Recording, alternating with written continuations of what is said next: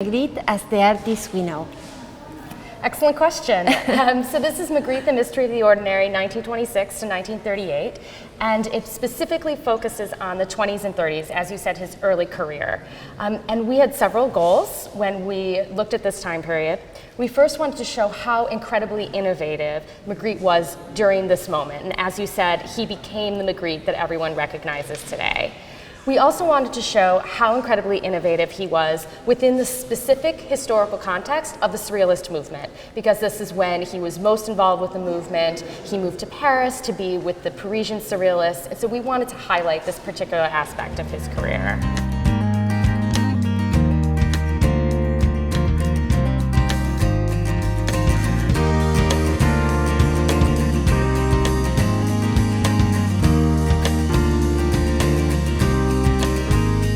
Related to the title of the exhibition, what is the connection of the title with his provocation, his conceptual interest? Sure. So the subtitle is The Mystery of the Ordinary, 1926 to 1938. And the ordinary comes in because Magritte was constantly talking about how he wanted to focus on everyday objects, banal things. And then the mystery comes in because he wanted to make these objects strange. And he did this through various ways. He used juxtaposition, he mixed up words and images, he used metamorphosis. There are many, many tools in his arsenal that made ordinary objects mysterious. You as a curator, you have spent a lot of time with the work. I know this exhibition took like 3 years to put together. Yes. Collaboration with many museums and private collections. So the question is, for you as a curator, which are the most surprising discoveries in this process? Yes, I mean, there were many discoveries throughout the course of the exhibition because as you know, it takes about 3 years to put this together. We had some amazing conservation discoveries, some hidden paintings. We also made some historical discoveries, where things were, who owned them, sort of the historical context of this moment in his career.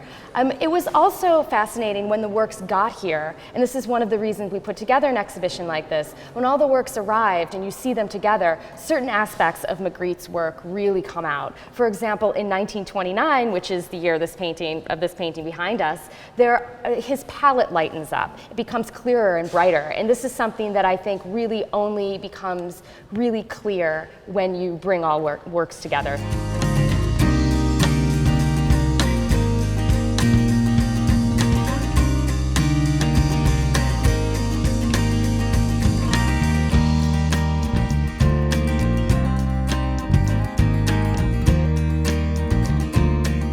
This work right here is The Menaced Assassin, and it's in MoMA's collection.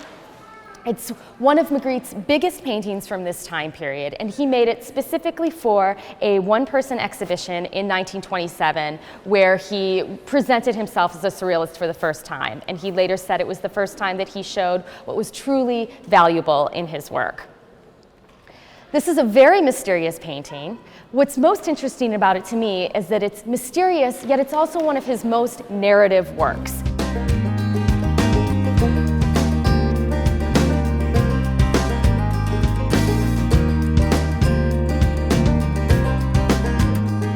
The next period after this is 26-27, the next period after this is 1927 to 1930, because in 1927 he moved to Paris.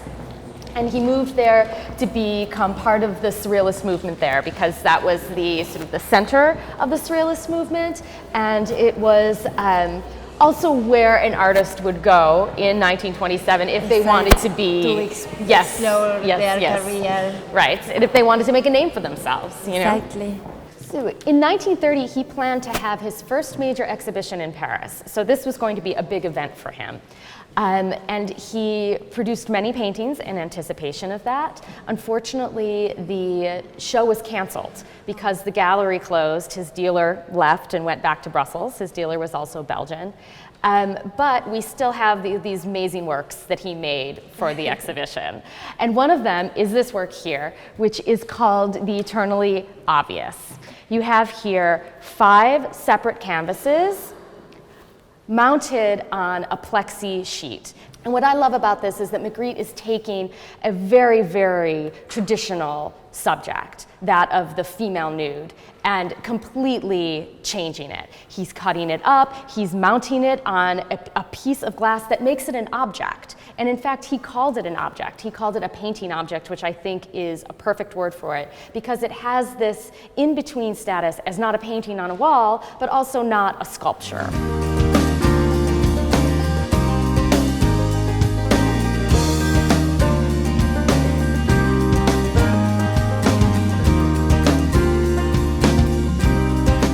Some people link the cover faces with his personal life. Yes. Can you tell me a little? Can you tell us a little about that episode? So when Magritte was a young teenager, his mother committed suicide. She drowned herself in a river, and there's a tale that Magritte found her, or that he saw her with her face covered with her nightgown. He did not actually, that's not true. He did not actually find her, and it's in fact not clear if in fact her face was covered with a nightgown. However, this has become a real, tale within the Magritte literature and within Magritte's biography. And so a lot of images like this, where the faces are covered, there's aspects of hiding and layering, that there's a sense of claustrophobia. A lot of people will point to this episode in his life and read that into the images.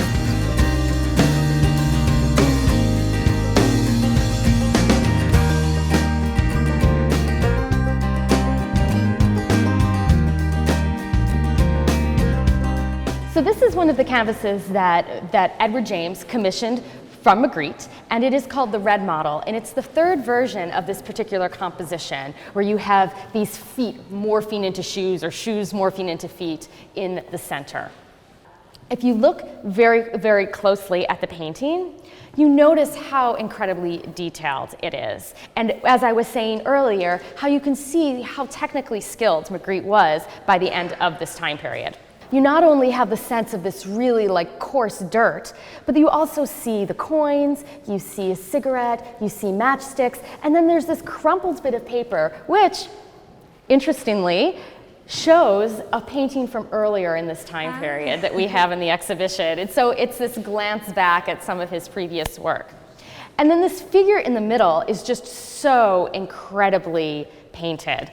You have on his foot the vein, and it's almost as if you can feel the blood pounding in that vein, and how smoothly the shoe becomes the foot, or the foot becomes the shoe. And you can see how incredibly old these shoes are, how used up those laces are. And so he's paying attention to every single detail in this. What do you expect from the audience of these shows to take back home?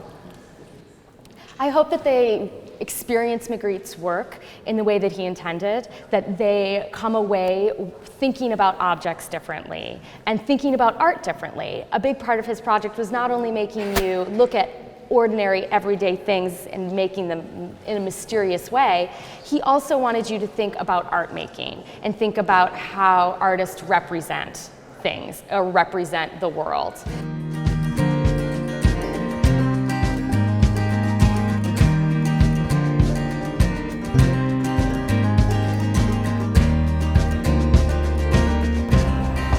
Llegamos al final de nuestra cita de hoy, espero que lo hayas disfrutado y te vuelvo a ver la próxima semana. Chau, chau.